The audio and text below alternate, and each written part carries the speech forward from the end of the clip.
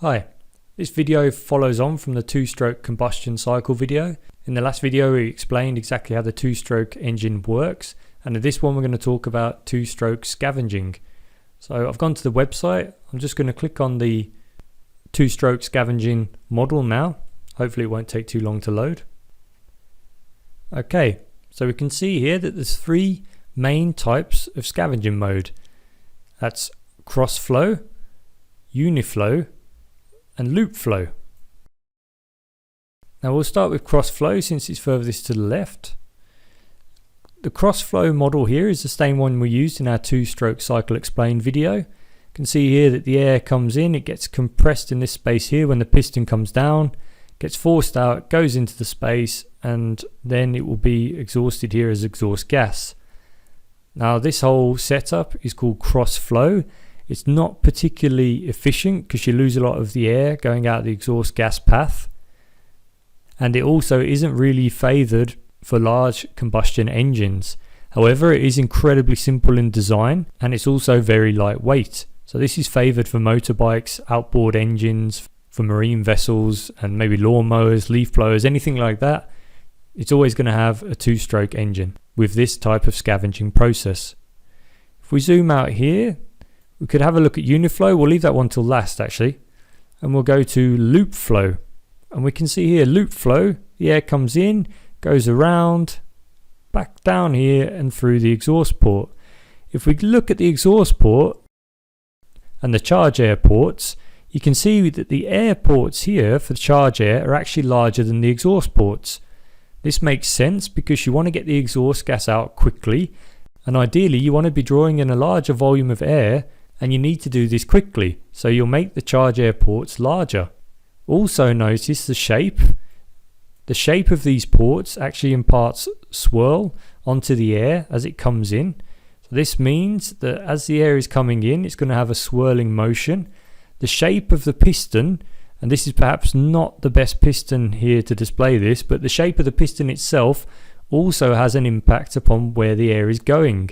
The piston crown, that's this here, the top of the piston, it will often have a depression slightly larger than this, and that will impart not so much swirl but direction to the air as it comes through, and will help it to loop up and go back down out of the exhaust port. So you're using the shape of the inlet ports to impart swirl, and also the shape of the piston crown to direct the air. If we go back to the cross flow scavenging mode, this piston as well may be slightly different to what you would truly see in an engine of this type. In an engine of this type, you may actually see a small hump here, and the hump is designed to direct the air upwards as soon as it starts coming in. So the air would come in, it would bounce off this tiny bump on the piston, and it would go up here and back round, and this helps with the scavenging process and makes it more efficient.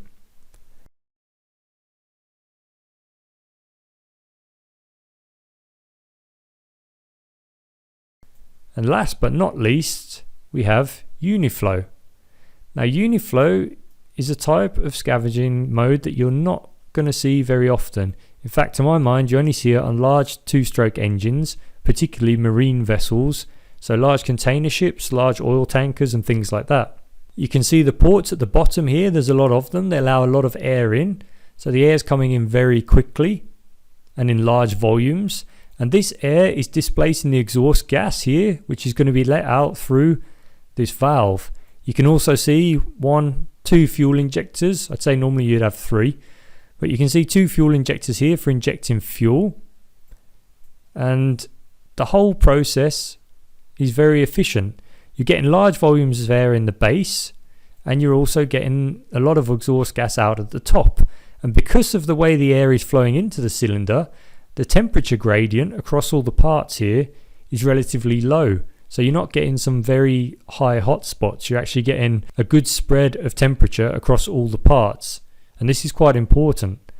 In addition to that, because of the way the air is flowing in and the way the exhaust gas is taken out, it's very, very efficient. It's not like, for example, on the cross flow here where the air comes in, but some of the air will also go out the exhaust port. That doesn't happen here. What will happen is the air will come in, and fair enough, some of it may go out the exhaust port here or beyond the exhaust gas valve, but generally you can control it a lot better than you can with a cross-flow engine, so you'll waste a lot less air, and all of this leads to better efficiency or higher efficiency. You'll also notice it's not shown on these models, but it's something worth considering. The piston skirt for Uniflow can be quite short. When I'm talking about a piston skirt, I mean this area here. Here. This area here, the piston skirt, on a Uniflow engine can be quite small. On the other engines, it has to be slightly longer. Now, why is that? Well, if you look over here, the piston skirt is used for covering up ports. You see here it covers the air inlet.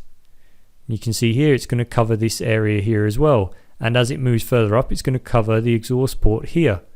But you need a long piston skirt to make sure that the timing is correct. If you make the piston skirt very small, then you're going to be sucking air in too early, or you're going to be closing this air off too late, etc. Whereas on the Uniflow engine, the piston skirt can be quite small, because as soon as it's gone past the scavenge air inlet ports here, there is no more timing. The piston goes up to the top, it's going to compress the air, it's going to go through our usual compression, ignition and power stroke, and then as the piston comes back down again, the exhaust port can open. The scavenge air ports will automatically be opened because the piston's gone past the ports, and the air will rush in. So the timing, although there is some timing involved with Uniflow, it's not to the same degree as with cross-flow or loop flow, where the timing is dependent totally on the piston skirt.